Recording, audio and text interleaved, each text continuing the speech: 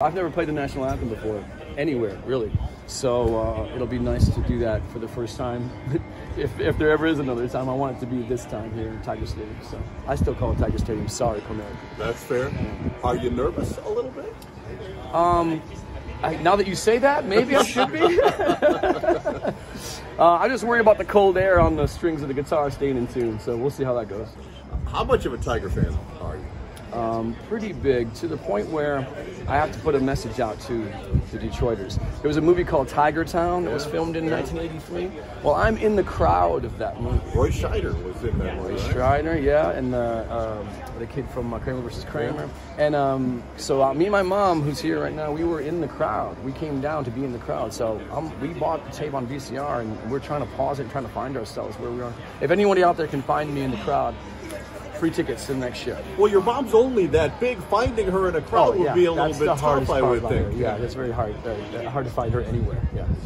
What is your history with opening day? Because I know a lot of opening days, everyone's like, Jack White's here, Jack White's here. Well, the only bummer is when I was younger, we couldn't get tickets, you know. But so it's now just nice to be able to be in the building, first of all, when it happens. But to be able to be on the field, that's just incredibly special.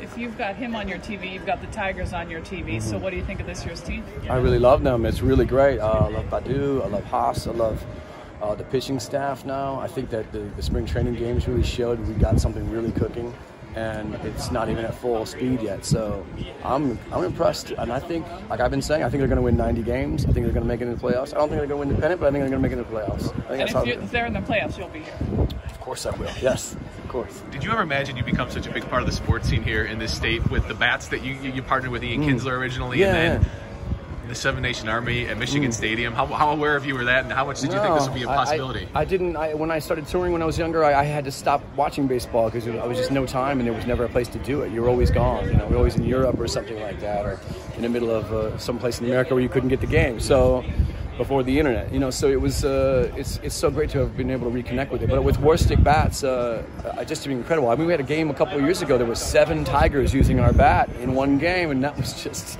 overload. We couldn't believe it. We celebrated, and we're still celebrating. You know, Haas just got a batch of bats yesterday, and it's going to be nice to see that on the field. Are you aware of Michigan Stadium and when your song plays, what that means? I've heard of that. Yeah, yes.